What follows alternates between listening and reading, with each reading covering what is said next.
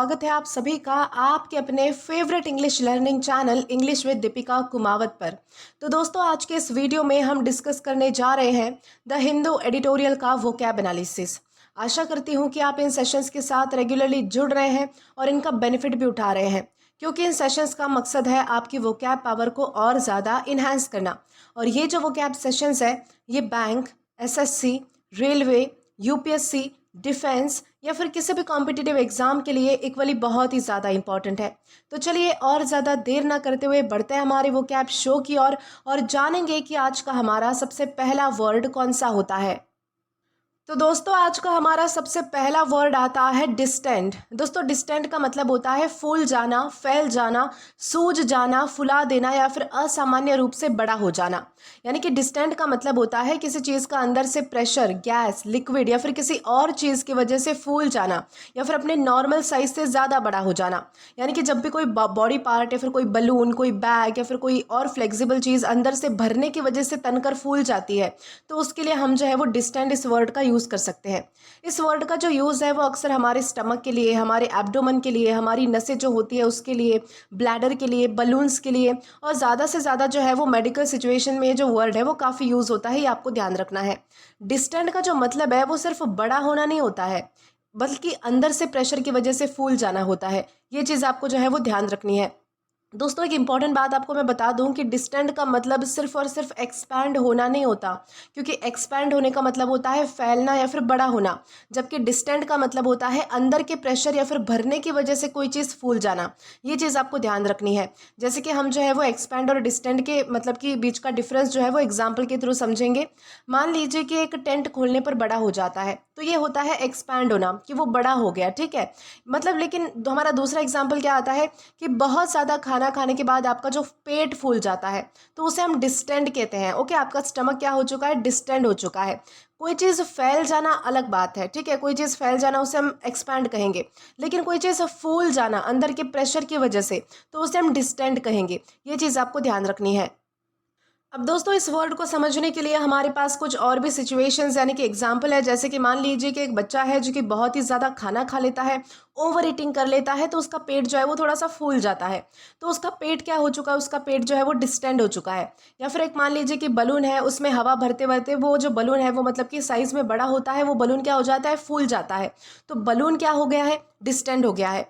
या फिर एक प्लास्टिक बैग में बहुत सारा आपने सामान भर दिया, तो वो जो प्लास्टिक बैग है वो तनकर पूरी तरीके से फूल चुकी है, तो बैग क्या हुई, बैग भी जो है वो डिस्टेंड हो गई।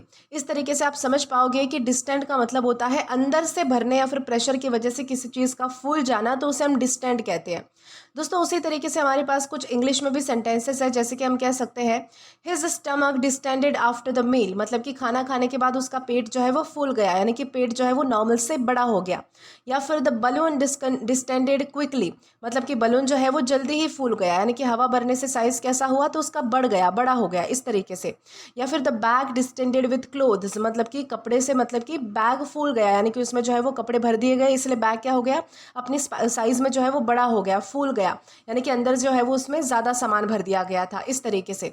यानी कि ओवरऑल मीनिंग के लिए मैं आपको फिर से बता, डिस्टेंड का मतलब होता है किसी चीज़ का अंदर के प्रेशर या फिर मतलब कि भरने की वजह से असामान्य रूप से फूल जाना या फिर तनकर जो है वो बड़ा हो जाना, तो उसे हम कहते हैं डिस्टेंड होना।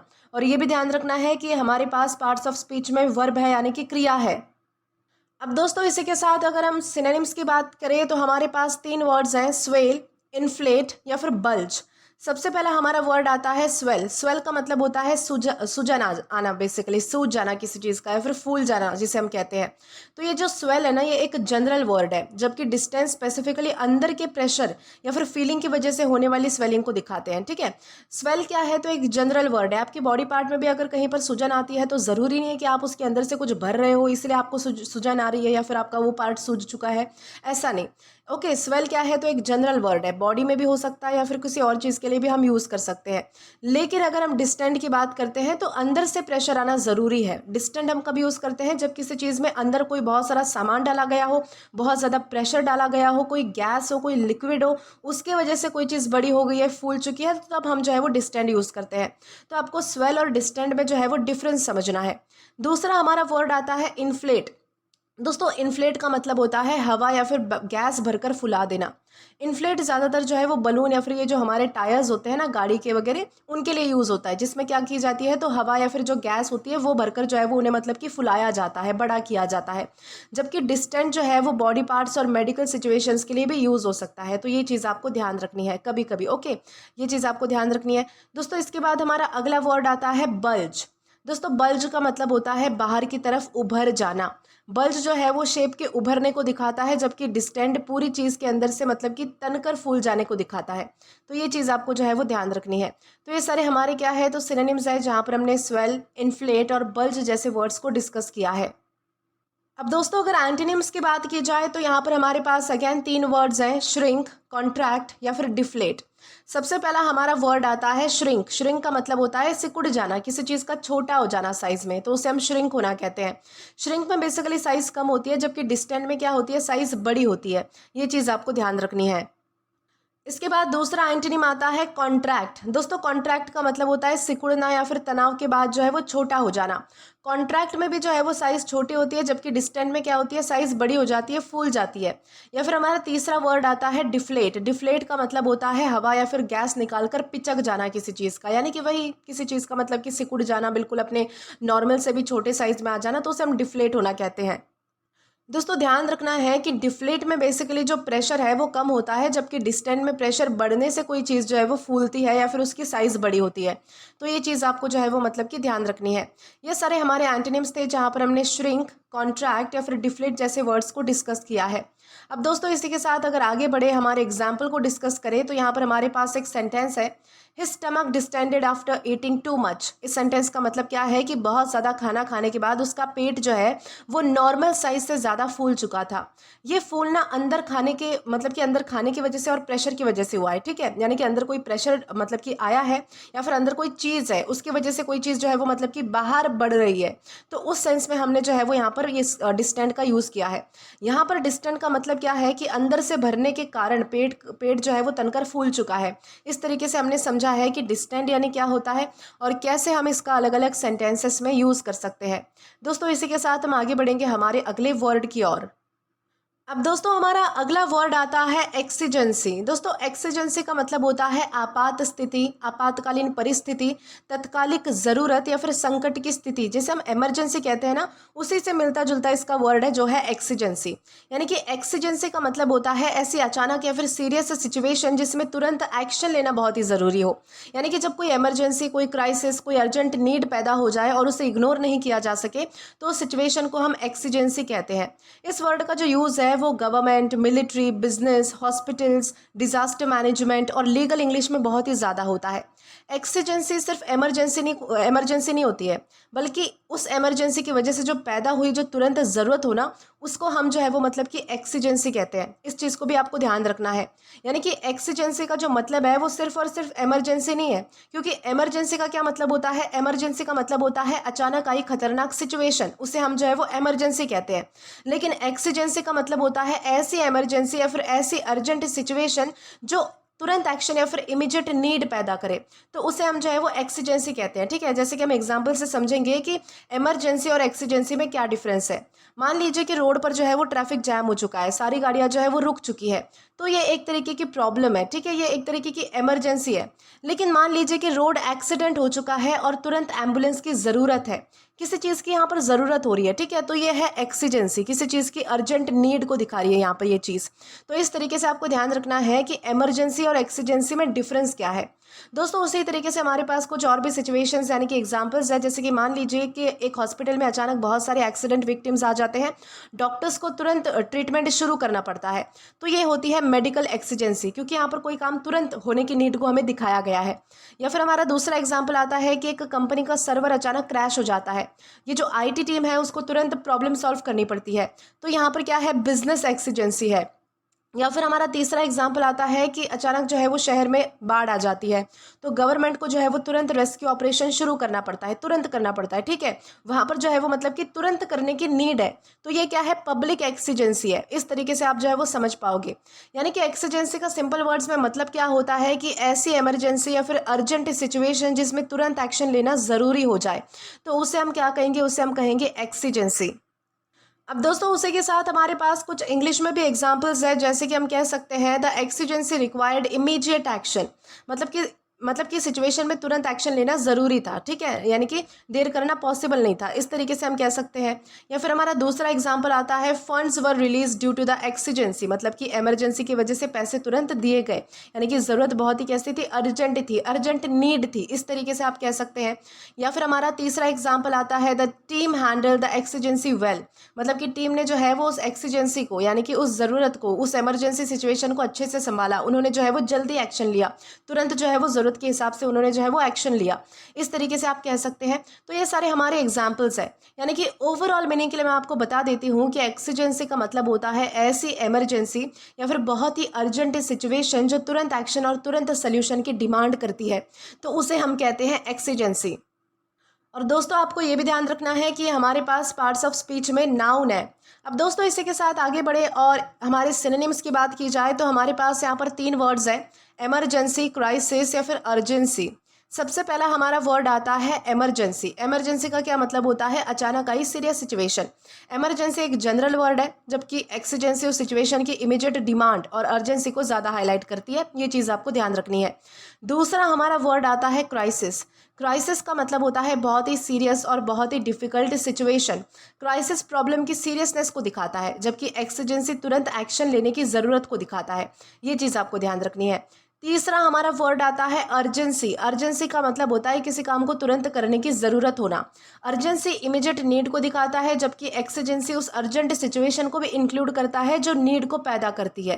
तो ये चीज़ आपको, ये डिफरेंस आपको समझकर चलना है, ताकि आपको अच्छे से पता चल पाए कि आप इमरजेंसी कहाँ पर यूज़ कर सकते हैं, क्राइसिस कहाँ पर यूज़ कर सकते हैं, या फिर अर्जेंसी जैसे वर्ड्स आपको कहाँ पर यूज़ करने हैं, या फिर हमारा जो मेन वर्ड है एक्सीजेंसी, उसे आप जो है वो इन सबसे अलग करके कैसे यूज़ कर सकते हैं। तो ये चीज़ें आपको ध्यान रखनी है। ये थे हमारे सारे सिनोनिम्स। अब दोस्तों हमारे एंटोनिम्स की ओर आए तो यहाँ पर हमारे पास अगेन 3 वर्ड्स हैं, काम, नॉर्मल सी या फिर स्टेबिलिटी। सबसे पहला हमारा वर्ड आता है काम। काम का मतलब होता है शांत और बिना किसी इमरजेंसी की सिचुएशन। ओके, काम में जो है वो तुरंत एक्शन की ज़रूरत हमें नहीं होती है, जबकि एक्सीजेंसी में होती है। ये चीज़, ये डिफरेंस आपको ध्यान रखना है। दूसरा हमारा वर्ड आता है नॉर्मल सी। नॉर्मल सी का मतलब होता है सामान्य या फिर नॉर्मल स्थिति। ओके, उसे हम नॉर्मल सी कहते हैं। नॉर्मल सी में क्या होता है, सब कुछ नॉर्मल होता है, सब कुछ सामान्य होता है, ठीक है। जबकि एक्सीजेंसी में सिचुएशन कैसी होती है, अर्जेंट होती है, किसी चीज़ की हमें अर्जेंट ज़रूरत होती है। और दोस्तों तीसरा हमारा वर्ड आता है स्टेबिलिटी। स्टेबिलिटी का मतलब होता है स्थिर और बैलेंस्ड कंडीशन। स्टेबिलिटी में क्राइसिस या फिर अर्जेंसी नहीं होती, जबकि एक्सीजेंसी में तुरंत डिसीजन और एक्शन लेना पड़ता है। ये चीज़ आपको ध्यान रखनी है। तो ये सारे हमारे एंटोनिम्स थे, जहाँ पर हमने काम, नॉर्मल सी या फिर स्टेबिलिटी जैसे वर्ड्स को डिस्कस किया है। अब दोस्तों इसी के साथ आगे बढ़े और हमारे एग्जाम्पल्स को डिस्कस करें तो यहाँ पर हमारे पास एक एग्जाम्पल है, एक मतलब कि सेंटेंस है, जिसमें लिखा गया है the exigency force the officials to act quickly. यानी कि सेंटेंस का मतलब है कि इमरजेंसी या फिर बहुत ही अर्जेंट सिचुएशन की वजह से जो ऑफिशियल्स हैं उनको बिना देरी किए तुरंत एक्शन लेना पड़ा। अगर वो देर करते तो प्रॉब्लम और भी ज़्यादा सीरियस हो सकती थी। यहाँ पर एक्सीजेंसी का मतलब है ऐसी इमरजेंसी या फिर ऐसी अर्जेंट कंडीशन जो तुरंत फैसला या फिर एक्शन की डिमांड करती है। इस सेंस में हमने जो है वो इस वर्ड का सेंटेंस में यूज़ किया है। तो दोस्तों आई होप आपको समझ आ चुका है कि एक्सीजेंसी यानी क्या होता है और कैसे हम इसका यूज़ कर सकते हैं। इसी के साथ हम आगे बढ़ेंगे हमारे अगले वर्ड की ओर। तो दोस्तों इसके बाद हमारा अगला वर्ड आता है फ्लाउट। दोस्तों फ्लाउट का मतलब होता है उल्लंघन करना, खुलेआम अवहेलना करना, जानबूझकर नियम तोड़ना या फिर अनदेखा करना या फिर तिरस्कार करना। ये सारे इसके पॉसिबल मीनिंग्स हैं। यानी कि फ्लाउट का मतलब होता है किसी रूल, किसी लॉ, किसी इंस्ट्रक्शन या फिर अथॉरिटी की जानबूझकर और खुलेआम अवहेलना करना, यानी कि नियम तोड़ना बेसिकली। यानी कि जब कोई इंसान रूल या फिर लॉज को जानबूझकर यानी कि इग्नोर करे और उन्हें तोड़ दे, तो उसके लिए हम फ्लाउट वर्ड का यूज़ कर सकते हैं। इस वर्ड में सिर्फ रूल तोड़ना ही नहीं बल्कि उस रूल की रिस्पेक्ट ना करना भी शामिल होता है। इसका यूज़ जो है वो laws, traffic rules, school rules, company policies और सोशल नॉर्म्स के साथ साथ बहुत मतलब कि अलग अलग डिफरेंट मतलब कि क्राइटेरिया के लिए भी हम यूज़ कर सकते हैं। ये चीज़ आपको एक ध्यान रखनी है। दोस्तों इंपॉर्टेंट चीज़ आपको एक और ध्यान रखनी है कि फ्लाउट का जो मतलब है वो सिर्फ और सिर्फ ब्रेक करना नहीं होता। क्योंकि ब्रेक का मतलब क्या होता है, ब्रेक का मतलब होता है किसी चीज़ को तोड़ना। बेसिकली हम रूल की बात कर रहे हैं तो रूल को तोड़ना, ऐसा हम समझ लेते हैं, ठीक है। लेकिन फ्लाउट का क्या मतलब होता है, फ्लाउट का मतलब होता है रूल को जानबूझकर खुलेआम इग्नोर इग्नोर करके तोड़ना, यानी कि आपको पता है आपको नहीं करना चाहिए लेकिन फिर भी अगर आप जानबूझकर ऐसा करते हो तो उसे हम फ्लाउट कहेंगे। जैसे कि सिंपल से एग्जाम्पल से समझते हैं कि ब्रेक और फ्लाउट में क्या डिफरेंस है। मान लीजिए कि गलती से ट्रैफिक सिग्नल आपसे क्रॉस हो चुका है, तो ये क्या है, ये ब्रेक का रूल है, आपसे गलती हुई है, ठीक है, आपको नहीं पता, जाने अनजाने में हुआ। लेकिन कोई आदमी रेड लाइट देखकर भी जानबूझकर सिग्नल तोड़ देता है, आगे बढ़ जाता है, तो उसने ट्रैफिक रूल को फ्लाउट किया है। इस तरीके से आप जो है वो कह सकते हैं। उसी के साथ दोस्तों हमारे पास कुछ और भी सिचुएशंस यानी कि कुछ और भी एग्जांपल्स है जिससे आपको समझने में आसानी होगी कि फ्लाउट हमें जो है वो कैसे यूज़ करना होता है, या फिर अलग अलग कंडीशन में फ्लाउट का मतलब क्या निकलता है। जैसे कि मान लीजिए कि एक स्टूडेंट है, उसे जो है वो स्कूल में मोबाइल लाने से सख्त मना किया गया है, पर फिर भी वो रोज़ जानबूझकर मोबाइल लेकर आता है। तो वो स्कूल के रूल्स क्या कर रहा है, फ्लाउट कर रहा है, क्योंकि उसे पता है कि उसे बोल दिया गया है, उसे वार्निंग दी गई थी कि तुम्हें जो है वो मोबाइल फ़ोन स्कूल में नहीं लाना। जाने अनजाने में होता तो अलग बात है, लेकिन उसे पता था, उसे बोला गया था, उसे जो है वो मतलब कि इन्फॉर्म किया गया था, फिर भी उसने ये काम किया है, तो उसके लिए हमने यहाँ पर फ्लाउट का यूज़ किया है। या फिर मान लीजिए कि दूसरा हमारे पास एक एग्जाम्पल है कि एक ड्राइवर जो है वो स्पीड लिमिट का मतलब कि बोर्ड बोर्ड देख कर भी बहुत तेज़ी से गाड़ी चलाता है। यानी कि ड्राइवर क्या करता है कि उसको जो है वो स्पीड की बोर्ड दिख चुकी है कि इतनी स्पीड में मुझे यहाँ पर गाड़ी चलानी चाहिए, लेकिन फिर भी वो बहुत ही तेज़ गाड़ी चला रहा है, तो उसने क्या किया है, ट्रैफिक लॉस को फ्लाउट किया है। इस तरीके से हम कह सकते हैं। या फिर एक कंपनी जो है वो इन्वायरमेंट रूल्स को जानबूझकर फॉलो नहीं करती है, तो कंपनी जो है वो क्या कर रही है, रेगुलेशंस फ्लाउट कर रही है, यानी कि नियमों को तोड़ रही है। इस तरीके से हम कह सकते हैं, ठीक है। तो दोस्तों आपको ध्यान रखना है कि फ्लाउट का मतलब होता है जानबूझकर किसी रूल या फिर लॉ की अवहेलना करना, उसे तोड़ना, उसका उल्लंघन करना, तो उससे हम क्या कहेंगे, उसे हम कहेंगे फ्लाउट। अब दोस्तों हमारे पास कुछ मतलब कि इंग्लिश में एग्जांपल्स भी है, जैसे कि हम कह सकते हैं ही फ्लाउटेड द स्कूल रूल्स, मतलब कि उसने स्कूल के जो नियम है उनकी अवहेलना की, उन्हें तोड़ा, यानी कि रूल्स को जानबूझकर नहीं माना, इस तरीके से हम कह सकते हैं। या फिर दे फ्लाउटेड द लॉ, मतलब कि उन्होंने कानून को तोड़ा, लॉ को खुलेआम इग्नोर किया, इस तरीके से भी हम कह सकते हैं। या फिर शी फ्लाउटेड कंपनी पॉलिसीज, मतलब कि उसने जो है वो कंपनी की पॉलिसीज नहीं मानी, यानी कि रूल्स को जानबूझकर मतलब कि रूल्स का क्या किया, उल्लंघन किया, इस तरीके से। यानी कि ओवरऑल मीनिंग के लिए मैं आपको फिर से बता देती हूँ कि फ्लाउट का मतलब होता है किसी रूल, किसी लॉ या फिर अथॉरिटी की जानबूझकर और खुलेआम अवहेलना करना, तो उसे हम फ्लाउट कहते हैं। और ये भी ध्यान रखना है कि हमारे पास पार्ट्स ऑफ स्पीच में वर्ब है, यानी कि क्रिया है। अब दोस्तों इसी के साथ अगर आगे बढ़े और हमारे सिनोनिम्स की बात की जाए, तो यहाँ पर हमारे पास 3 वर्ड्स हैं, डिफाई, डिसरिगार्ड या फिर वायलेट। सबसे पहला हमारा वर्ड क्या आता है, डिफाई आता है। डिफाई का मतलब होता है अथॉरिटी या फिर रूल की खुला मतलब कि रूल का खुलेआम विरोध करना, उसके खिलाफ जाना बेसिकली। डिफाई में जो है वो थोड़ा बहुत चैलेंज करने का आइडिया होता है, जबकि फ्लाउट में रूल्स को इग्नोर करके तोड़ने का आइडिया होता है। ये चीज़ आपको ध्यान रखनी है। दूसरा हमारा वर्ड आता है डिसरिगार्ड। दोस्तों डिसरिगार्ड का मतलब होता है किसी बात को नज़रअंदाज करना, किसी बात को इग्नोर करना, ठीक है, उसे हम डिसरिगार्ड कहते हैं। तीसरा हमारा वर्ड आता है वायलेट। वायलेट का मतलब क्या होता है कि रूल का उल्लंघन करना, रूल को तोड़ना, ना मानना, तो उसे हम वायलेट कहते हैं। अब दोस्तों ये तो हमारे सारे हो गए सिनोनिम्स, जहाँ पर हमने डिफाई, डिसरिगार्ड या फिर वायलेट जैसे वर्ड्स को डिस्कस किया है। अब इसी के साथ अगर आगे बढ़े और हमारे एंटोनिम्स को डिस्कस करें, तो यहाँ पर हमारे पास अगेन 3 वर्ड्स हैं, ओबे, कंप्लाई या फिर रिस्पेक्ट। सबसे पहला हमारा वर्ड क्या आता है, ओबे। ओबे का क्या मतलब होता है, रूल या फिर ऑर्डर्स को मानना, यानी कि आज्ञा का पालन करना, उसे हम ओबे कहते हैं। ओबे में बेसिकली रूल्स को फॉलो किया जाता है, जबकि फ्लाउट में रूल्स को तोड़ा जाता है। ये होता है डिफरेंस, ठीक है। दूसरा हमारा वर्ड है कंप्लाई। कंप्लाई का मतलब होता है रूल्स या फिर इंस्ट्रक्शंस के अनुसार चलना, उसे हम कंप्लाई कहते हैं। कंप्लाई में रेगुलेशंस फॉलो किए जाते हैं, जबकि फ्लाउट में उन्हें इग्नोर किया जाता है। ये चीज़ आपको ध्यान रखनी है। तीसरा हमारा वर्ड आता है रिस्पेक्ट। रिस्पेक्ट का मतलब होता है रूल्स या फिर अथॉरिटी को सम्मान करना बेसिकली। रिस्पेक्ट में जो है वो रूल्स की वैल्यू होती है, जबकि फ्लाउट में उनकी अवहेलना होती है, उनका उल्लंघन किया जाता है, तोड़ा जाता है। ये चीज़ आपको ध्यान रखनी है। तो ये सारे हमारे क्या थे, एंटोनिम्स थे, जहाँ पर हमने ओबे, कंप्लाई या फिर रिस्पेक्ट जैसे वर्ड्स को डिस्कस किया है। अब दोस्तों इसी के साथ हम आगे बढ़े और हमारे एग्जाम्पल सेंटेंस को डिस्कस करें, तो यहाँ पर आपके सामने स्क्रीन पर एक सेंटेंस है, he was find for flouting traffic rules. इस सेंटेंस का मतलब क्या है कि उसने जानबूझकर ट्रैफिक रूल्स का उल्लंघन किया, इसलिए उस पर फाइन लगाया गया। यानी कि उसने रूल्स को सिर्फ गलती से नहीं तोड़ा, बल्कि उनकी परवाह किए बिना उसे इग्नोर किया। यहाँ पर फ्लाउटिंग का क्या मतलब है कि किसी लॉ या फिर किसी रूल की खुलेआम या फिर जानबूझकर अवहेलना करना, उसे तोड़ना, उल्लंघन करना। तो उस सेंस में हमने जो है यहाँ पर फ्लाउट का यूज़ किया है। आई होप आपको अच्छे से समझ आ चुका है कि फ्लाउट यानी क्या है और किस तरीके से हम इसका अलग अलग सेंटेंसेस में यूज़ कर सकते हैं। इसी के साथ दोस्तों हम आगे बढ़ेंगे हमारे अगले वर्ड की ओर। अब दोस्तों इसके बाद हमारा अगला वर्ड आता है इम्पार्शियल। दोस्तों इम्पार्शियल का मतलब होता है निष्पक्ष, पक्षपात रहित, तटस्थ, न्यायपूर्ण या फिर बिना भेदभाव के, ये सारे इसके पॉसिबल मीनिंग्स हैं। यानी कि इम्पार्शियल का मतलब होता है ऐसा व्यक्ति या फिर ऐसा डिसीजन जो किसी एक साइड का सपोर्ट ना करे और सबके साथ बराबर और फेयर तरीके से व्यवहार करे, तो उसे हम इम्पार्शियल कहते हैं। ठीक है, यानी कि जब कोई इंसान अपनी फीलिंग्स, दोस्ती, रिश्तेदारी या फिर फायदे को साइड में रखकर सच और फेयरनेस के हिसाब से डिसीजन लेता है तो उसे हम इम्पार्शियल कह सकते हैं। इस वर्ड का जो यूज़ है वो अक्सर जजेस, टीचर्स, रेफरीज, इंटरव्यूअर्स या फिर लीडर्स, कमिटीज़ और डिसीजन मेकर्स के लिए ज़्यादा यूज़ होता है। इम्पार्शियल का मतलब होता है किसी के साथ फेवर और डिस्क्रिमिनेशन ना किया जाए, तो उसे हम जो है वो इम्पार्शियल कहते हैं।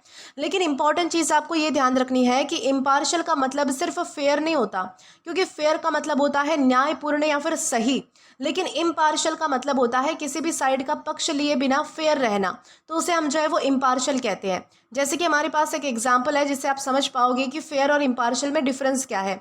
मान लीजिए कि एक टीचर है जो सभी स्टूडेंट्स को बराबर मार्क्स देने की कोशिश करता है, तो ये होता है फेयर रहना कि किसी में भेदभाव नहीं हुआ है, सबको बराबर मिल रहा है जो भी मिल रहा है। ठीक है, लेकिन मान लीजिए कि एक जज जो है वो अपने दोस्त के केस में भी सिर्फ सबूत देकर फैसला करता है, वहाँ पर भी वो जो है वो अपना रिश्ता बीच में नहीं ला रहा कि भाई ये मेरा दोस्त है तो इसे मैं बचाने की कोशिश करूँ या फिर उसकी गलती कम से कम मैं निकालूँ ताकि ये बच जाए, मेरा दोस्त है, ऐसा नहीं। बल्कि वो वहाँ पर भी क्या कर रहा है कि सबूत देख रहा है, जितनी उसकी गलती होगी उतनी उसे सज़ा मिलेगी, अगर नहीं गलती होगी तो उसे छोड़ा जाएगा।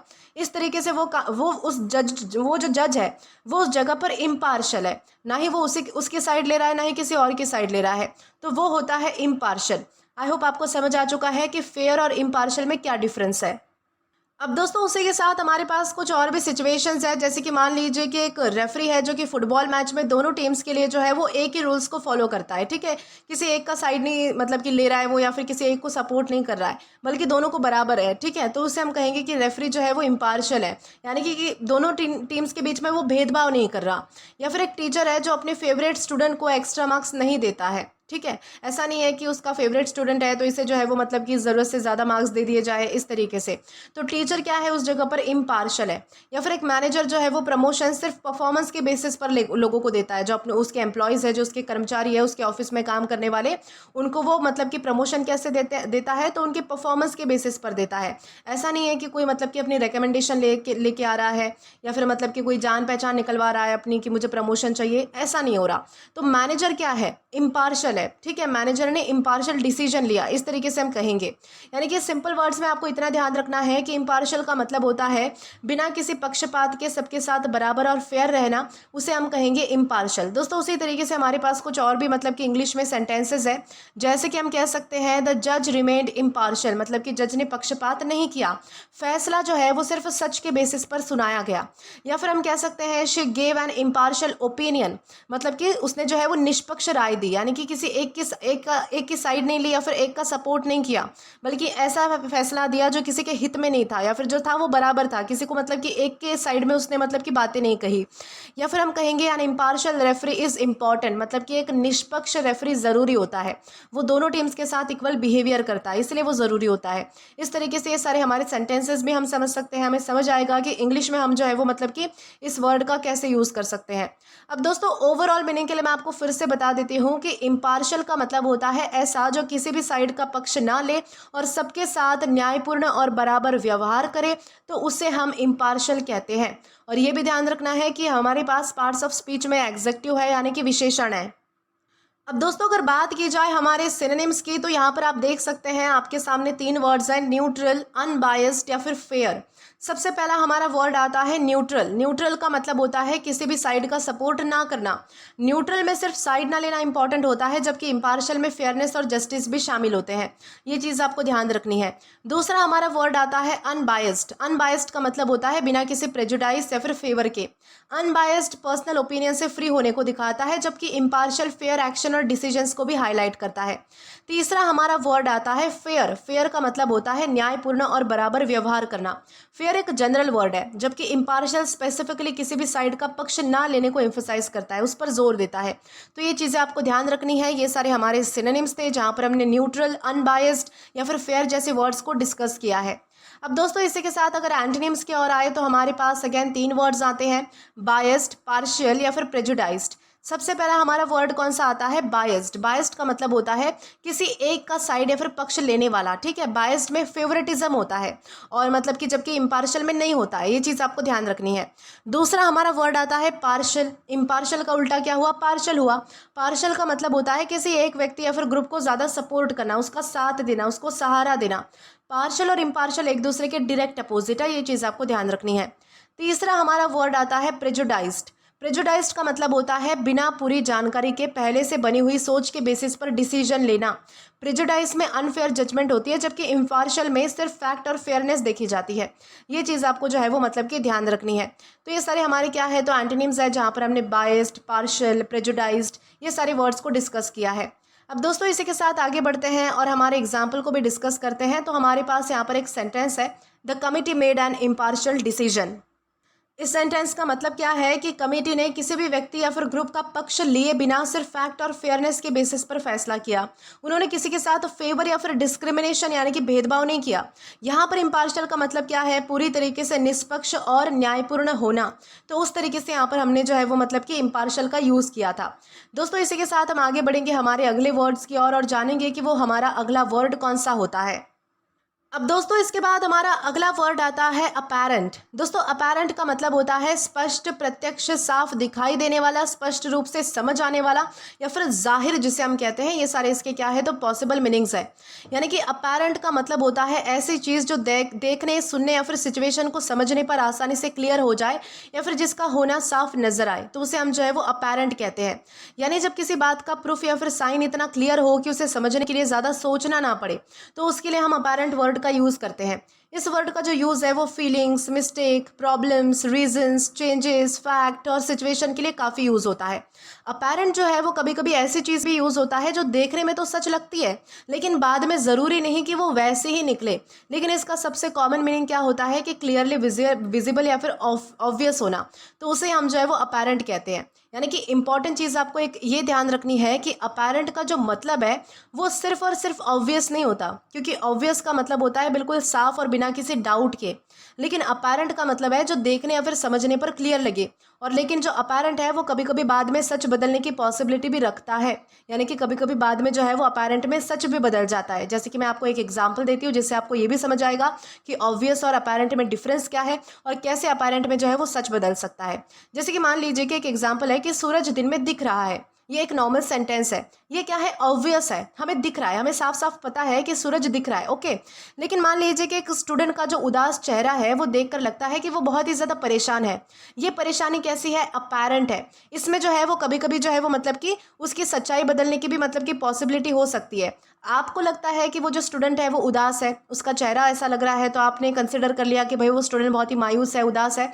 लेकिन अगर आप उससे पूछोगे तो अगर वो ये बता दे कि नहीं भाई मैं उदास नहीं था, मैं कुछ सोच रहा था, तो ये होता है कि सच बदलने की पॉसिबिलिटी इसमें होती है कि जैसा हम सोच रहे होते हैं ज़रूरी नहीं है कि वैसा ही निकलेगा।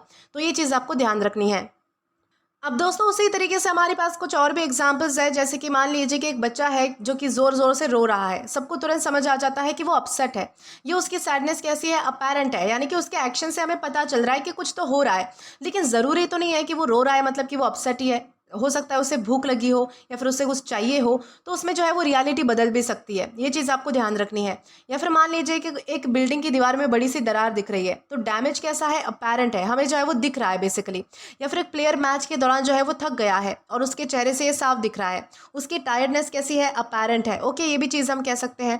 यानी कि सिंपल वर्ड्स में आपको ये ध्यान रखना है कि अपैरेंट का मतलब है जो साफ दिखाई दे या फिर आसानी से हमें समझ आ जाए, तो उसे हम जो है वो अपैरेंट कह सकते हैं। लेकिन कभी कभी बाद में जाकर जो है वो अपैरेंट में रियलिटी भी बदल सकती है, हर बार नहीं लेकिन कभी कभी। ये चीज़ आपको ध्यान रखनी है। उसी तरीके से हमारे पास कुछ इंग्लिश में भी सेंटेंसेस है। जैसे कि हम कह सकते हैं हिज हैप्पीनेस वॉज अपैरेंट, मतलब कि उसकी उसकी जो खुशी थी वो साफ दिख रही थी, यानी कि उसका चेहरा जो है वो सबको समझ आ रहा था। या फिर द मिस्टेक बिकम अपैरेंट, मतलब कि गलती जो है वो साफ नजर आ गई, यानी कि अब वो क्लियर हो गई, इस तरीके से। या फिर it was apparent that she was tired, मतलब कि ये साफ था कि वो थकी हुई थी, यानी कि उसकी कंडीशन देखकर ये जो है वो ये सारी बातें समझ आ रही थी। तो ये सारे हमने जो है वो मतलब कि हमारे कुछ एग्जाम्पल्स देखे हैं। ओवरऑल मीनिंग के लिए मैं आपको फिर से बता देती हूँ कि अपैरेंट का मतलब होता है ऐसी चीज़ जो देखने या फिर समझने पर साफ नजर आए या फिर क्लियरली समझ आए, लेकिन कभी कभी जो है वो मतलब कि रियलिटी चेंज भी हो सकती है। तो ये चीज़ आपको ध्यान रखनी है। और दोस्तों ये भी ध्यान रखना है कि हमारे पास पार्ट्स ऑफ स्पीच में एग्जेक्टिव है, यानी कि विशेषण है। अब दोस्तों अगर बात की जाए इसके सिनोनिम्स की, तो यहाँ पर हमारे पास 3 वर्ड्स हैं, ऑब्वियस, एविडेंट या फिर क्लियर। सबसे पहला हमारा वर्ड आता है ऑब्वियस। ऑब्वियस का मतलब होता है बिल्कुल साफ और आसानी से समझ आने वाला। ऑब्वियस में डाउट की गुंजाइश बहुत ही कम होती है, जबकि अपैरेंट कभी कभी सिर्फ अपीयरेंस या फिर अवेलेबल साइंस पर बेस्ड होता है। यानी कि जैसा हमें दिख रहा होता है हमें वैसा ही तो लगता है, लेकिन बाद में अगर हम उसका सच जाने तो कुछ और निकले, तो ये भी चीज़ हो सकती है कि वो जो मतलब कि कोई चीज़ हम जैसा देख रहे हैं उससे डिफरेंट भी हो सकती है। लेकिन ऑब्वियस में डाउट होने की जो गुंजाइश है वो बहुत ही कम होती है। ठीक है, ये चीज़ आपको ध्यान रखनी है। जैसे कि मैंने आपको सूरज वाला एग्जाम्पल दिया था कि सूरज निकल रहा है, उसमें अब आप क्या समझोगे और कि सूरज निकल रहा है तो उसका इंटेंशन कुछ और होगा, वो क्यों निकल रहा है, कैसे निकल रहा है, वो निकल नहीं रहा, वो डूब रहा है, हमने कुछ और समझ लिया, ऐसा नहीं हो सकता। ऑब्वियस में क्या होता है कि चीज़ें बहुत ही क्लियर होती है हमें कि ऐसा ही हो रहा है। लेकिन अपैरेंट में क्या होता है कि कभी कभी बाद में जाकर हमें पता चलता है कि वो चीज़ ऐसी नहीं थी जैसा हम समझ रहे थे। ये चीज़ आपको ध्यान रखनी है। साफ तो दिखाई देता है लेकिन अपैरेंट में कभी कभी रियलिटी चेंज हो जाती है। या फिर हमारा दूसरा वर्ड आता है एविडेंट। एविडेंट का मतलब होता है जो क्लियर एविडेंस के साथ साफ हो। ठीक है, एविडेंट में प्रूफ पर ज़्यादा फोकस होता है, जबकि अपैरेंट में विजिबल साइंस या फिर अपीयरेंस पर ज़्यादा फोकस होता है। ये चीज़ आपको ध्यान रखनी है। तीसरा हमारा वर्ड आता है क्लियर। क्लियर का मतलब होता है जो आसानी से समझ आ जाए। क्लियर एक जनरल वर्ड है, जबकि अपैरेंट फॉर्मल है और सिचुएशंस या फिर ऑब्जर्वेशन के लिए ज़्यादा यूज़ होता है। ये भी चीज़ें आपको ध्यान रखनी है। डिफरेंस समझते हुए आपको चलना है ताकि आपको पता चल जाए कि कौन सा वर्ड हम कब यूज़ कर सकते हैं। ओके, हम सिर्फ यहाँ पर सिनोनिम्स पढ़ रहे हैं, लेकिन इसका मतलब ये नहीं है कि हर एक वर्ड का जो है वो एग्जैक्ट मीनिंग उससे मैच हो जाएगा। ये जो है वो मतलब कि सिमिलर मीनिंग है, लगभग इस मैच कर रहे हैं मीनिंग, इसलिए हमने जो है वो सिनोनिम्स में इन्हें पढ़ा है। ये भी अपने आप में एक इंडिविजुअल वर्ड है, तो ये भी आपको जो है वो ध्यान रखने हैं कि कौन सा वर्ड हम कैसे और कहाँ यूज़ कर सकते हैं। अब दोस्तों ये तो हमारे सारे हो गए सिनोनिम्स, जहाँ पर हमने ऑब्वियस, एविडेंट या फिर क्लियर जैसे वर्ड्स को डिस्कस किया है। अब एंटोनिम्स की तरफ आए तो यहाँ पर अगर हमारे पास जो है वो अगेन 3 वर्ड्स हैं, हिडन है, ऑब्सक्योर है और अनक्लियर है। सबसे पहले हमारे पहले वर्ड को डिस्कस करेंगे जो कि है हिडन। हिडन का मतलब होता है छुपा हुआ होना। हिडन में जो है वो चीज़ें नज़र नहीं आती है, जबकि अपैरेंट में वो जो चीज़ें हैं वो साफ दिखाई देती है।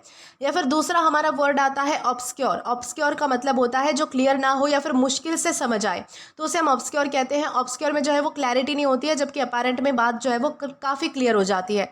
तो ये भी चीज़ें आपको ध्यान रखनी है। तीसरा हमारा वर्ड आता है अनक्लियर। अनक्लियर का मतलब होता है जो आसानी से समझ ना आए, तो उसे हम अनक्लियर कहते हैं। अनक्लियर जो है वो बेसिकली कन्फ्यूजन पैदा करता है, जबकि अपैरेंट क्लैरिटी दिखाता है। तो ये चीज़ भी आपको जो है वो मतलब कि ध्यान रखनी है। तो ये सारे हमारे जो है वो एंटोनिम्स है, जहाँ पर हमने हिडन, ऑब्सक्योर या फिर अनक्लियर जैसे वर्ड्स को डिस्कस किया है। अब दोस्तों इसी के साथ आगे बढ़े और हमारे एग्जाम्पल को डिस्कस करें, तो यहाँ पर आपके सामने एक सेंटेंस है, it was apparent that he was nervous. इस सेंटेंस का मतलब क्या है कि ये बात साफ दिख रही थी कि वो नर्वस था। उसका चेहरा, उसकी आवाज़ या फिर बिहेवियर को देखकर लोग आसानी से समझ गए कि वो घबराया हुआ है। लेकिन बाद में रियलिटी चेंज भी हो सकती है कि वो नर्वस नहीं था, कुछ और ही कर रहा था, ऐसे भी हो सकता है। लेकिन एक बार तो हमें साफ दिखाई दे रहा है कि वो नर्वस है, जैसे कि हमें जैसे उसके हाव भाव, एक्सप्रेशन और या फिर जैसा वो मतलब कि जिस तरीके से उसके हाव भाव थे उस तरीके से एक बार तो हमें समझ आ गया कि वो नर्वस ही था। तो यहाँ पर अपैरेंट का मतलब क्या है कि ऐसी चीज़ जो क्लियरली नज़र आए और आसानी से हमें समझ आए उसकी प्रेजेंट कंडीशन को देखकर, तो उसे हम जो है वो अपैरेंट कह सकते हैं। तो इस तरीके से आपको समझना है कि अपैरेंट यानी क्या होता है और कैसे हम इसका अलग अलग सेंटेंसेस में यूज़ कर सकते हैं। आशा करती हूँ कि आपको ये जो वर्ड है वो अच्छे से समझ आ चुका है। इसी के साथ हम आगे बढ़ेंगे हमारे अगले वर्ड की ओर। अब दोस्तों इसके बाद हमारा अगला वर्ड आता है इम्पर्वियस। दोस्तों इम्पर्वियस का मतलब होता है अभेद्य, अप्रभावित, असर ना होने वाला या फिर जिस पर कोई प्रभाव ना पड़े, तो उसे हम जो है वो इम्पर्वियस कहते हैं। ये सारे इसकी पॉसिबल मीनिंग्स है। इम्पर्वियस का मतलब होता है ऐसा व्यक्ति या फिर ऐसी चीज़ जिस पर बाहर की चीज़ों का असर ना हो या फिर जो किसी चीज़ को अपने अंदर ना घुसने दे, अंदर ना आने दे, तो उसे हम इम्पर्वियस कहते हैं। यानी कि जब कोई ऑब्जेक्ट जो है वो वाटर, एयर या फिर लिक्विड को अंदर ना जाने दे, तो या फिर कोई इंसान किसी क्रिटिसिज्म को, किसी इमोशन को या फिर इन्फ्लुएंस का मतलब कि अपने ऊपर प्रभाव ना पड़ने दे, अपने ऊपर असर ना पड़ने दे, तो उसके लिए हम जो है वो इम्पर्वियस का यूज़ कर सकते हैं। इस वर्ड के जो है वो दो कॉमन मीनिंग्स होते हैं, एक फिजिकल मीनिंग होता है और एक फिगरेटिव मीनिंग होता है। फिजिकल मीनिंग इसका क्या होता है, किसी चीज़ को अंदर ना जाने देना, और फिगरेटिव इसका मीनिंग क्या होता है, किसी बात या फिर इन्फ्लुएंस से प्रभावित ना होना। हम जो है वो पहले वाला मीनिंग समझ लेते हैं ताकि आपको एक ही मीनिंग समझना पड़े और एक ही मीनिंग से दोनों मीनिंग समझ आ जाए। आप जो है वो बस इतना ध्यान रखो कि इम्परवियस का मतलब होता है कि किसी चीज़ को अपने अंदर ना जाने देना, बेसिकली। ओके, ठीक है, यानी कि किसी चीज़ को अपने अंदर ना जाने देना, इसका मतलब क्या होता है कि अगर वो हम फिगरेटिव सेंस में भी देखते हैं तो कोई व्यक्ति अगर अपने अंदर किसी इमोशन को हावी नहीं होने दे रहा है, किसी का प्रभाव नहीं पड़ने दे रहा है, कोई क्रिटिसिज्म अपने अंदर नहीं आने दे रहा है, तो वो भी तो एक ही बात है कि कोई चीज़, यानी कि कोई व्यक्ति जो है वो किसी चीज़ को अपने अंदर नहीं आने दे रहा है, किसी बुरी चीज़ को अपने अंदर नहीं समाने दे रहा है। तो उस तरीके से भी हम फिगरेटिव भी मतलब समझ जाएंगे और फिजिकल मीनिंग भी समझ जाएंगे। तो आपको बस एक ही मीनिंग ध्यान रखना है कि इम्परवियस का मतलब होता है किसी चीज़ को अंदर ना आने देना, चाहे वो इंसान के तौर पर हो या फिर कोई ऑब्जेक्ट के तौर पर हो। अब दोस्तों इन सब के बाद आपको एक इंपॉर्टेंट चीज़ ध्यान रखनी है कि इम्परवियस का मतलब जो है वो सिर्फ स्ट्रांग नहीं होता है, क्योंकि स्ट्रांग का तो मतलब होता है मजबूत, ठीक है, लेकिन इम्परवियस का मतलब होता है ऐसा जिस पर कोई असर ही ना हो या फिर किसी चीज़ को जो अंदर ना आने दे, ठीक है, उस तरीके से। जैसे कि एग्जाम्पल से समझेंगे कि स्ट्रांग और इम्परवियस में मतलब कि डिफरेंस क्या है। जैसे कि एक मजबूत लकड़ी का दरवाज़ा, ये है स्ट्रांग, ठीक है, लकड़ी का दरवाज़ा कैसा है, मजबूत है, इसलिए वो स्ट्रांग है। लेकिन मान लीजिए कि एक वाटरप्रूफ रेनकोट है जिसमें पानी बिल्कुल अंदर नहीं जा सकता। अब क्योंकि पानी अंदर नहीं जा सकता तो वो चीज़ कैसी है, इम्परवियस टू वाटर है, यानी कि वो पानी को अंदर नहीं जाने देती, इसलिए वो चीज़ है इम्परवियस। इस तरीके से आपको ध्यान रखना है। या फिर हमारे पास कुछ और भी एग्जाम्पल्स है, जैसे कि मान लीजिए कि एक स्टूडेंट जो है वो लोगों की नेगेटिव कमेंट से बिल्कुल अफेक्ट नहीं होता, यानी कि लोगों की जो नेगेटिव कमेंट्स है वो अपने अंदर नहीं जाने देता, तो वो क्रिटिसिज्म के प्रति इम्परवियस है। या फिर एक दीवार पर मॉइस्चर का कोई असर ही नहीं होता, यानी कि वो वॉल जो है वो मॉइस्चर को लॉक नहीं करती, या फिर प्रति जो है वो मतलब कि उसके प्रति मॉइस्चर के प्रति जो है वो इम्परवियस है, यानी कि उस नमी को अपने अंदर नहीं खींचती। तो इस तरीके से भी आप जो है वो ध्यान रख सकते हैं कि इम्परवियस का मतलब होता है जिस पर कोई असर ना हो या फिर जो किसी चीज़ को अंदर ना जाने दे, तो उसे हम इम्परवियस कहते हैं। उसी तरीके से हमारे पास जो है वो कुछ और भी मतलब कि इंग्लिश के एग्जाम्पल्स है, जैसे कि हम कह सकते हैं this jacket is impervious to rain, मतलब कि जो जैकेट है वो बारिश से मतलब कि प्रभावित नहीं होती है, पानी अंदर नहीं जाता इसमें। या फिर हम कहेंगे he remained impervious to criticism, मतलब कि वो आलोचना से प्रभावित नहीं हुआ, यानी कि नेगेटिव कमेंट्स का उस पर कोई असर नहीं पड़ा या फिर उसने नेगेटिव कमेंट्स को अपने अंदर जाने नहीं दिया। या फिर the material is impervious to moisture, यानी कि जो मटेरियल है वो नमी को अंदर नहीं जाने देता, यानी कि मॉइस्चर इसका नुकसान नहीं कर सकती। इस तरीके से भी हम कह सकते हैं। यानी कि ओवरऑल मीनिंग के लिए आपको बस इतना ध्यान रखना है कि इम्परवियस का मतलब होता है ऐसा व्यक्ति या फिर ऐसी चीज़ जिस पर किसी चीज़ का असर ना हो या फिर जो किसी चीज़ को अपने अंदर ना जाने दे, तो उसे हम इम्परवियस कहते हैं। और ये भी ध्यान रखना है कि हमारे पास पार्ट्स ऑफ स्पीच में एग्जेक्टिव है, यानी कि विशेषण है। अब दोस्तों अगर बात की जाए इसके सिनोनिम्स की, तो यहाँ पर हमारे पास 3 वर्ड्स हैं, अनअफेक्टेड, रेजिस्टेंट या फिर इम्यून, ठीक है। हमारा सबसे पहला वर्ड आता है अनअफेक्टेड। अनअफेक्टेड का मतलब होता है जिस पर कोई असर ना हुआ हो, उसे हम अनअफेक्टेड कहते हैं। अनअफेक्टेड जनरल वर्ड है, जबकि इम्परवियस रेजिस्टेंस को ज़्यादा स्ट्रांगली दिखाता है। दूसरा हमारा वर्ड खुद ही रेजिस्टेंट है। रेजिस्टेंट का मतलब होता है किसी चीज़ का विरोध करने या फिर उससे बचने की क्षमता रखना। रेजिस्टेंस में कुछ हद तक इफेक्ट हो सकता है, जबकि इम्परवियस में लगभग कोई इफेक्ट ही नहीं होता, ठीक है, कोई चीज़ असर नहीं करती या फिर अंदर तक नहीं जाती। ये चीज़ आपको ध्यान रखनी है। तीसरा हमारा वर्ड आता है इम्यून। इम्यून का मतलब होता है किसी डिसीज़ या फिर इफेक्ट से सुरक्षित होना। इम्यून जो है वो अक्सर बीमारी के लिए यूज़ होता है, जबकि इम्परवियस फिजिकल और इमोशनल दोनों कॉन्टेक्स्ट में यूज़ हो सकता है। तो ये सारे हमने सिनोनिम्स देखे हैं, जहाँ पर अनअफेक्टेड, रेजिस्टेंट या फिर इम्यून जैसे वर्ड्स को हमने डिस्कस किया है। अब दोस्तों अगर बात की जाए इसके एंटोनिम्स की, तो यहाँ पर हमारे पास अगेन 3 वर्ड्स आते हैं, ससेप्टिबल, वल्नरेबल या फिर परमिएबल। सबसे पहला हमारा वर्ड आता है ससेप्टिबल। ससेप्टिबल का मतलब होता है जो आसानी से प्रभावित हो जाए। ससेप्टिबल में इफेक्ट जो है वो जल्दी होता है, किसी भी चीज़ का असर जल्दी होता है, जबकि इम्परवियस में होता ही नहीं है। वल्नरेबल का क्या मतलब है? वल्नरेबल का मतलब होता है जो नुकसान या फिर इफेक्ट का शिकार हो सकता हो। वल्नरेबल में प्रोटेक्शन कम होती है, जबकि इम्परवियस में बहुत ही ज़्यादा रेजिस्टेंस होती है। या फिर हमारा तीसरा वर्ड आता है परमिएबल। परमिएबल का मतलब होता है जो लिक्विड या फिर गैस को अपने अंदर से गुजरने दे। परमिएबल में चीज़ें अंदर तक जा सकती है, जबकि इम्परवियस में नहीं जा सकती। तो ये भी डिफरेंस आपको ध्यान रखना है। ये सारे हमारे एंटोनिम्स हैं, जहाँ पर हमने ससेप्टिबल, वल्नरेबल या फिर परमिएबल जैसे वर्ड्स को डिस्कस किया है। अब दोस्तों इसी के साथ अगर हम आगे बढ़े और हमारे एग्जाम्पल को डिस्कस करें, तो यहाँ पर हमारे पास एक सेंटेंस है, she seemed impervious to criticism। इस सेंटेंस का मतलब है कि लोग उसकी आलोचना यानी कि क्रिटिसिज्म कर रहे थे, लेकिन उस पर उन बातों का कोई असर ही नहीं हुआ। यानी कि उसने क्या किया कि क्रिटिसिज्म को अपने अंदर नहीं जाने दिया। वो ना ही तो परेशान हुई और ना ही अपना कॉन्फिडेंस उसने खोया। यहाँ पर इम्पर्वियस का मतलब क्या है कि किसी बात या फिर इन्फ्लुएंस से बिल्कुल भी प्रभावित ना होना।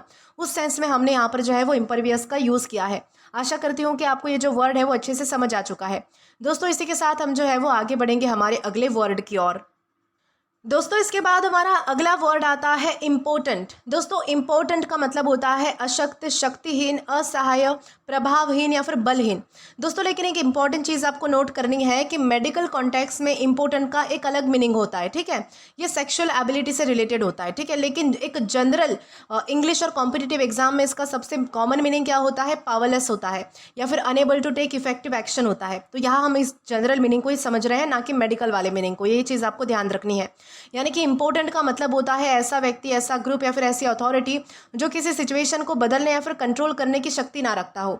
यानी जब कोई चाह कर भी कुछ ना कर पाए क्योंकि उसके पास पावर नहीं है, स्ट्रेंथ नहीं है, अथॉरिटी नहीं है, तो उसके लिए हम इंपॉर्टेंट का यूज़ कर सकते हैं। इस वर्ड का जो यूज़ है वो पीपल के लिए, गवर्नमेंट के लिए, ऑर्गेनाइजेशंस के लिए, लीडर्स या फिर इमोशंस के साथ भी हो सकता है। कभी कभी किसी प्लान, किसी लॉ या फिर एफर्ट को भी इंपॉर्टेंट कहा जा सकता है अगर उसका कोई असर ही ना हो तो। इस तरीके से आप समझ पाएंगे कि इंपॉर्टेंट क्या है। लेकिन दोस्तों एक इंपॉर्टेंट चीज़ आपको ध्यान रखनी है कि इंपॉर्टेंट का मतलब सिर्फ और सिर्फ वीक नहीं होता, क्योंकि वीक का मतलब होता है कमज़ोर। लेकिन इंपॉर्टेंट का मतलब होता है ऐसा जो पावर या फिर एबिलिटी की कमी की वजह से इफेक्टिव एक्शन नहीं ले सकता, उसे हम इंपॉर्टेंट कहेंगे। जैसे कि एग्जाम्पल से समझते हैं कि वीक और इंपॉर्टेंट में डिफरेंस क्या है। जैसे कि हमारे पास एक एग्जाम्पल है। जैसे कि मान लीजिए कि एक आदमी है जो कि भारी बैग जो है वो मुश्किल से उठा पाता है। हो सकता है कि वो वीक हो, उसकी इतनी एबिलिटी नहीं है कि वो उठा पाए, यानी कि वो कमज़ोर है। इस तरीके से हम कह सकते हैं। एक नॉर्मल सा आदमी भारी सा बैग नहीं उठा पा रहा है तो वो कमज़ोर हो सकता है, वीक हो सकता है। लेकिन एक ऑफिसर के पास प्रॉब्लम सॉल्व करने का अथॉरिटी ही नहीं है, उसके पास पावर ही नहीं है, तो उस सिचुएशन में वो इम्पोर्टेंट है, यानी कि शक्तिहीन है, पावरलेस है, वो कुछ कर नहीं सकता, कोई एक्शन नहीं ले सकता, उसके पास क्या नहीं है? अथॉरिटी नहीं है बेसिकली।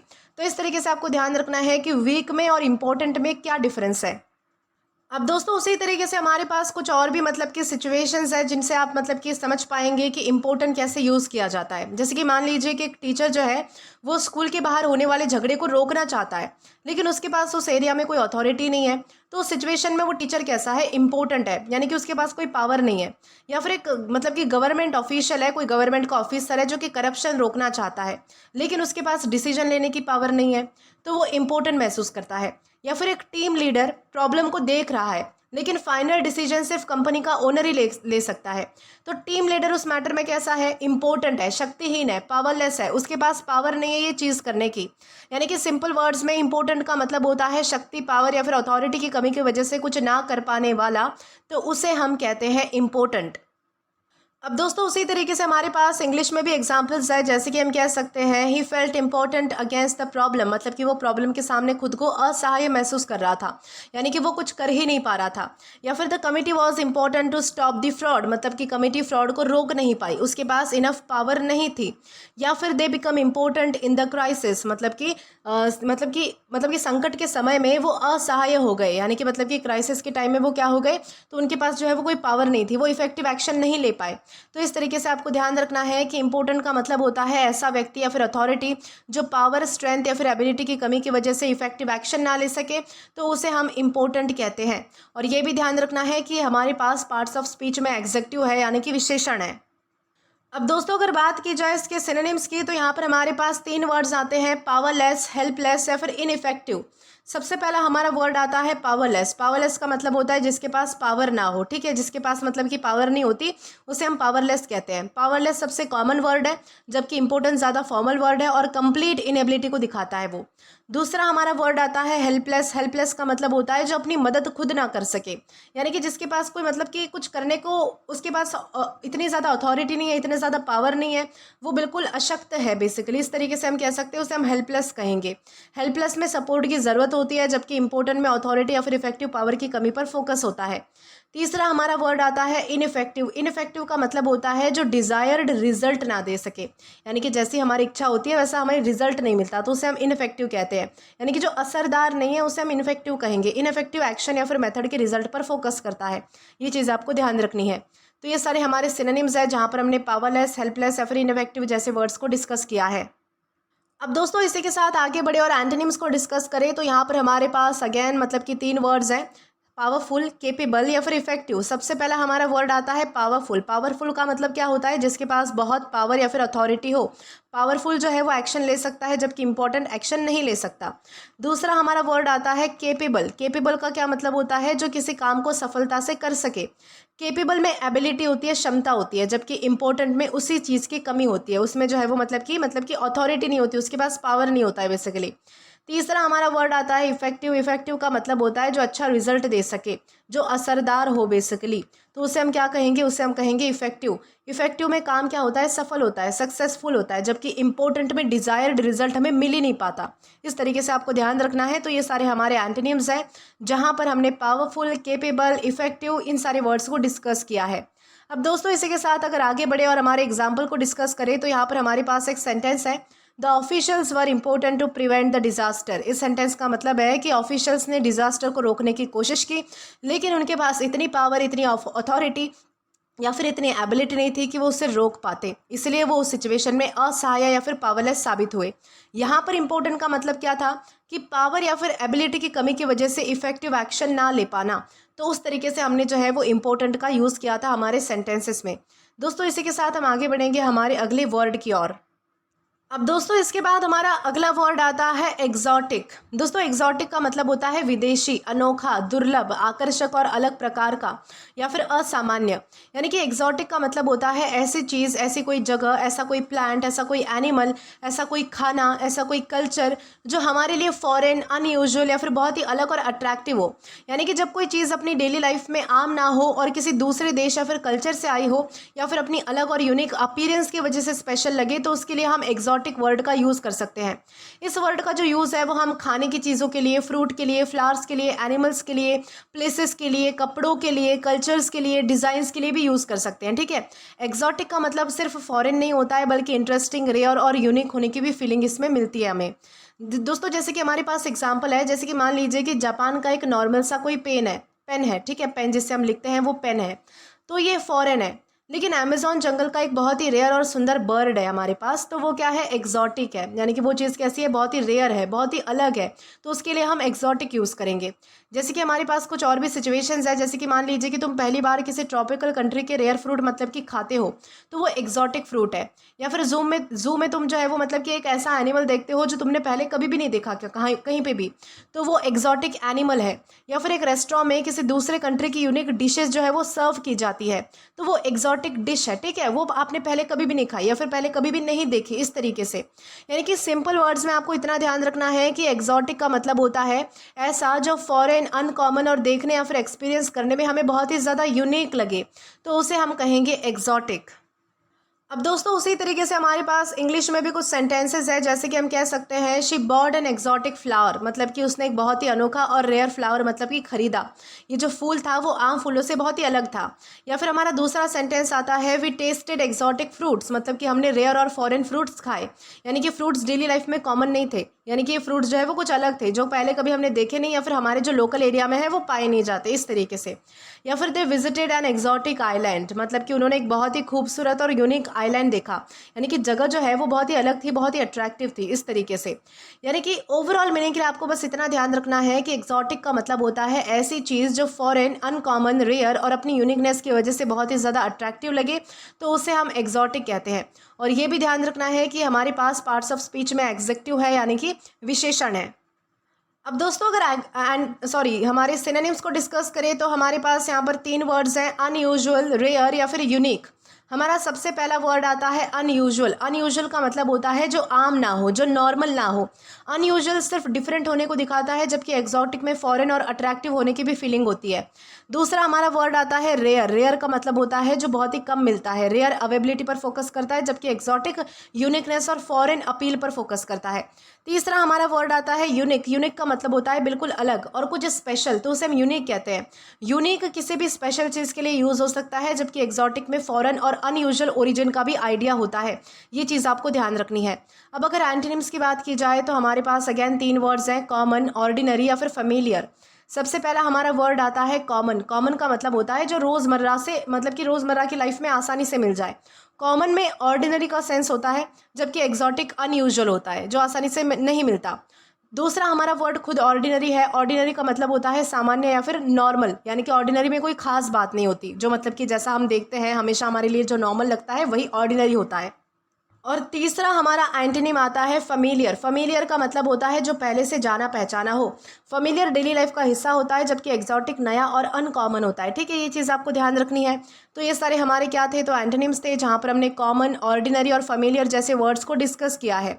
अब दोस्तों इसी के साथ अगर एग्जाम्पल की ओर बढ़े तो यहाँ पर हमारे पास एक मतलब कि सेंटेंस है जिसमें लिखा है the hotel served exotic dishes. इस सेंटेंस का मतलब क्या है कि होटल में जो है वो ऐसे डिशेस सर्व की गई जो आम खाने से कुछ अलग थी, कुछ फॉरेन थी, बहुत ही यूनिक थी। उनका टेस्ट और स्टाइल नॉर्मल फूड से काफ़ी डिफरेंट था, इसीलिए लोगों को वो स्पेशल और अट्रैक्टिव लगी। यहाँ पर एक्जॉटिक का मतलब क्या है, रेयर, फॉरेन और अनयूजुअल होने की वजह से कुछ खास लगना, अट्रैक्ट करना बेसिकली। तो ये हमारे सारे मतलब कि हमने एग्जाम्पल समझ लिए, सारे वर्ड को अच्छे से डिस्कस कर लिया। आई होप आपको अच्छे से समझ आ चुका है कि एक्जॉटिक यानी क्या होता है और कैसे हम इसका अलग अलग सेंटेंसेस में यूज़ कर सकते हैं। इसी के साथ हम आगे बढ़ेंगे हमारे अगले वर्ड की ओर। दोस्तों इसके बाद हमारा अगला वर्ड आता है ऑस्पिशियस। दोस्तों ऑस्पिशियस का मतलब होता है शुभ, मंगलमय, शुभ संकेत देने वाला, सौभाग्यशाली या फिर अच्छा परिणाम लाने वाला, तो उसे हम ऑस्पिशियस कहते हैं। ऑस्पिशियस का मतलब होता है ऐसी चीज़, ऐसा कोई समय, ऐसी कोई घटना या फिर ऐसी कोई सिचुएशन जो गुड लक, सक्सेस या फिर अच्छे रिजल्ट का संकेत दे। यानी जब किसी इवेंट, बिगिनिंग या फिर साइन को देखकर जो है वो मतलब कि लगे कि आगे सब कुछ अच्छा होने वाला है, तो उसके लिए हम ऑस्पिशियस वर्ड का यूज़ कर सकते हैं। इस वर्ड का जो यूज़ है वो ज़्यादातर फेस्टिवल्स के लिए, शादियों के लिए, नए बिजनेस के लिए, सेरेमनीज़ के लिए, ओकेजन्स के लिए, डेट्स और बिगिनिंग्स के लिए काफ़ी यूज़ होता है। ऑस्पिशियस का मतलब सिर्फ गुड नहीं होता, बल्कि फ्यूचर में अच्छे और पॉजिटिव रिजल्ट की उम्मीद भी इसमें दिखाई जाती है। जैसे कि मतलब कि आपको एक इंपॉर्टेंट चीज़ आपको ध्यान रखनी है कि ऑस्पिशियस का मतलब सिर्फ और सिर्फ लकी नहीं होता है, क्योंकि लकी का मतलब होता है जिसकी किस्मत अच्छी होती है, लेकिन ऑस्पिशियस का मतलब होता है ऐसा जो गुड लक या फिर सक्सेसफुल फ्यूचर को मतलब कि शुभ संकेत दे उसका, तो उसे हम कहेंगे ऑस्पिशियस। जैसे कि मान लीजिए कि तुम्हें जो है वो रास्ते में 100 रुपये का नोट मिलता है, तो ये क्या है कि तुम यहाँ पर लकी थे, तुम लकी थे, तुम्हारी किस्मत अच्छी थी, इसलिए तुम्हें वो नोट मिला। लेकिन मान लीजिए कि एक नया बिजनेस कोई स्टार्ट कर रहा है और वो उस बिजनेस को स्टार्ट करने के लिए एक शुभ दिन जो है वो मतलब कि अच्छे से डिसाइड करता है, और उसी शुभ दिन पर जो है वो मतलब कि उसका बिजनेस स्टार्ट किया जाता है, तो ये ऑस्पिशियस बिगिनिंग होती है।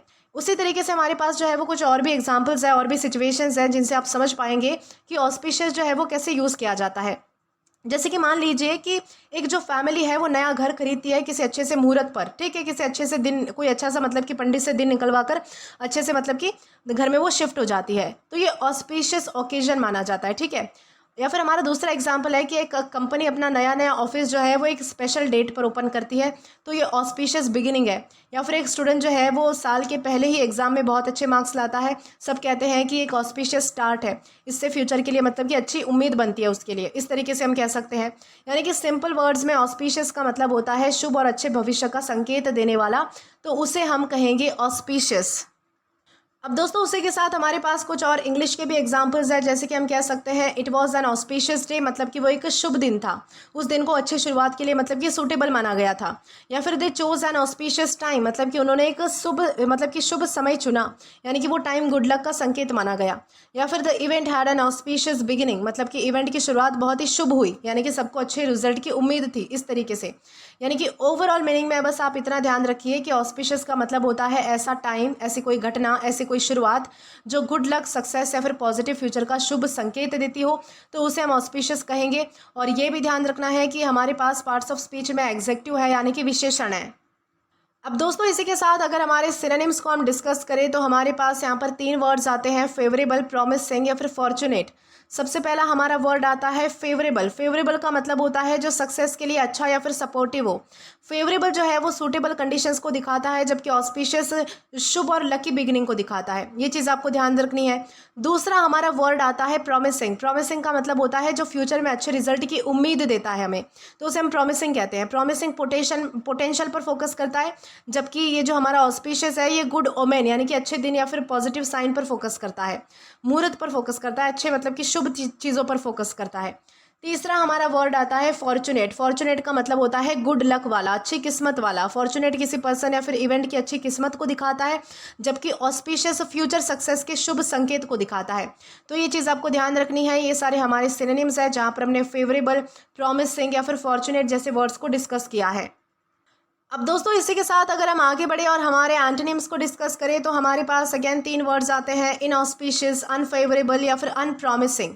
सबसे पहला हमारा वर्ड आता है इनऑस्पिशियस। इनऑस्पिशियस का मतलब होता है अशुभ या फिर बैड लक का संकेत देने वाला। इनऑस्पिशियस और ऑस्पिशियस जो है वो एक दूसरे के डायरेक्ट अपोजिट्स हैं, ये आपको ध्यान रखना है। अगर एक वर्ड में कहीं पर शुभ का संकेत है तो दूसरे में अशुभ का संकेत है, ये चीज़ आपको ध्यान रखनी है। दूसरा हमारा वर्ड आता है अनफेवरेबल। अनफेवरेबल में क्या होता है, जो चीज़ें जो है वो सक्सेस के लिए अच्छी ना मानी गई हो उसे हम अनफेवरेबल कहेंगे। जो सूटेबल नहीं है कंडीशंस उसे हम अनफेवरेबल कहते हैं। तीसरा हमारा वर्ड आता है अनप्रॉमिसिंग। अनप्रॉमिसिंग का मतलब होता है जिसमें फ्यूचर के अच्छे रिजल्ट की उम्मीद कम हो, तो उसे हम क्या कहेंगे, अनप्रॉमिसिंग कहेंगे। अनप्रॉमिसिंग में पॉजिटिव एक्सपेक्टेशंस नहीं होती है, ये चीज़ आपको ध्यान रखनी है। तो ये सारे हमारे क्या है, तो एंटीनिम्स है जहाँ पर हमने इनऑस्पिशियस, अनफेवरेबल या फिर अनप्रॉमिसिंग जैसे वर्ड्स को डिस्कस किया है। अब दोस्तों अगर बात की जाए इसके एग्जाम्पल की, तो यहाँ पर हमारे पास एक सेंटेंस है, they chose an auspicious date for the wedding. इस सेंटेंस का मतलब क्या है कि उन्होंने शादी के लिए एक ऐसी तारीख चुनी जिसे सब लोग शुभ और मतलब कि गुड लक देने वाली मान रहे थे। उनका मानना था कि उस दिन से नई जिंदगी की शुरुआत करने से फ्यूचर में खुशहाली और सफलता मिलेगी। इस तरीके से यहाँ पर ऑस्पिशियस का मतलब क्या था कि शुभ और अच्छे भविष्य का संकेत देने वाली कोई चीज़, तो उसे हम कहेंगे ऑस्पिशियस। आई होप आपको अच्छे से समझ आ चुका है कि ऑस्पिशियस यानी क्या है और किस तरीके से हम इसका अलग अलग सेंटेंसेस में यूज़ कर सकते हैं। अब दोस्तों इसी के साथ हम आगे बढ़ेंगे और आज के हमारे लास्ट वर्ड को डिस्कस करेंगे। तो आइए देखते हैं कि वो आज का हमारा लास्ट वर्ड कौन सा होता है।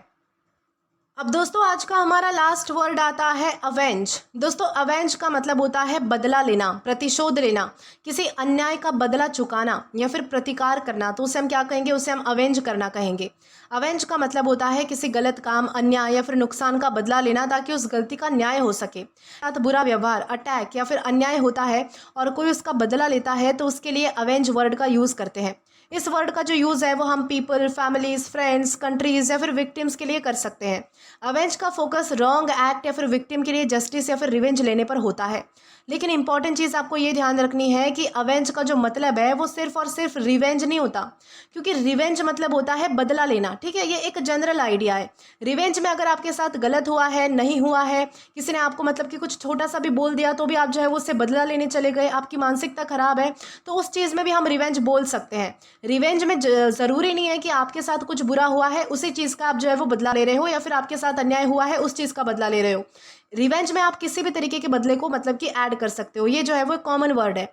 लेकिन अवेंज जो है, अवेंज में किसी व्यक्ति या फिर अन्याय का बदला ही लिया जाता है, यानी कि अवेंज में अक्सर विक्टिम या फिर रॉन्ग ऑब्जेक्ट होता है। ठीक है, अवेंज समवन का क्या मतलब होता है, अवेंज समवन का मतलब होता है किसी का बदला लेना, या फिर अवेंज और रॉन्ग, इस तरीके से भी हम कह सकते हैं। इसका मतलब होता है अन्याय का बदला लेना, जबकि रिवेंज में अक्सर दुश्मन से बदला लेने पर ज़्यादा फोकस होता है। ये चीज़ आपको ध्यान रखनी है। जैसे कि एग्जाम्पल है हमारे पास कि एक आदमी जो है वो सिर्फ गुस्से में किसी से बदला ले लेता है, ये रिवेंज होता है। ठीक है, ये होता है बदला लेना, ये हम नॉर्मली यूज़ करते हैं। उसके साथ कोई कुछ गलत नहीं हुआ, उसके साथ कोई अन्याय नहीं हुआ, फिर भी उसने बदला ले लिया सिर्फ गुस्से में, ओके, ये होता है रिवेंज। लेकिन मान लीजिए कि एक भाई अपने दूसरे भाई के साथ हुए अन्याय का बदला लेता है, तो ये क्या हुआ कि अपने भाई को अवेंज करना हुआ, यानी कि वो अपने भाई के साथ अन्याय हुआ है इसलिए बदला ले रहा है। ओके, इस तरीके से। उसी के साथ हमारे पास कुछ और भी एग्जाम्पल्स हैं। मान लीजिए कि एक सोल्जर है जो कि अपने देश पर हुए अटैक का जवाब देता है, वो अपने देश को क्या कर रहा है, अवेंज कर रहा है। ऐसा तो नहीं है कि वो मतलब कि उस पर किसी ने अटैक ही नहीं किया है तो भी वो दूसरे देशों पर हमला करता फिर रहा है, तो वो तो एक तरीके से रिवेंज करना हो गया कि भाई पिछले कुछ मतलब कि कुछ बातें हैं जिनको याद करके अगर वो ऐसी चीज़ें कर रहा है तो वो रिवेंज होता है। लेकिन अभी जो करंट में हुआ है आपके साथ, अगर उस चीज़ का अगर आप बदला लेते हो तो उसे हम अवेंज कहेंगे। रिवेंज और अवेंज में बहुत डिफरेंस है, ये चीज़ आपको ध्यान रखनी है। या फिर मान लीजिए कि एक दोस्त है जो अपने फ्रेंड के साथ हुए अन्याय के खिलाफ लड़ता है, उसे मतलब कि एक तरीके से जस्टिस दिलाने की कोशिश करता है, तो वो अपने फ्रेंड को अवेंज कर रहा है।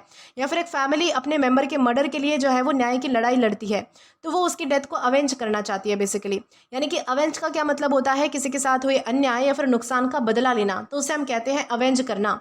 दोस्तों उसी के साथ हमारे पास कुछ और भी एग्जांपल्स हैं इंग्लिश में, जैसे कि he vow to avenge his brother, मतलब कि उसने अपने भाई का बदला लेने की कसम खाई, वो उसके साथ हुए अन्याय का जवाब देना चाहता था, इस तरीके से हम कह सकते हैं। या फिर दे अवेंज द अटैक, मतलब कि उन्होंने अटैक का बदला लिया, उन पर पहले अटैक हुआ है इसलिए उन्होंने जो है वो उसका बदला लिया है, इस तरीके से आपको ध्यान रखना है। उन्होंने उस अपने ऊपर हुए अन्याय का जवाब दिया है बेसिकली।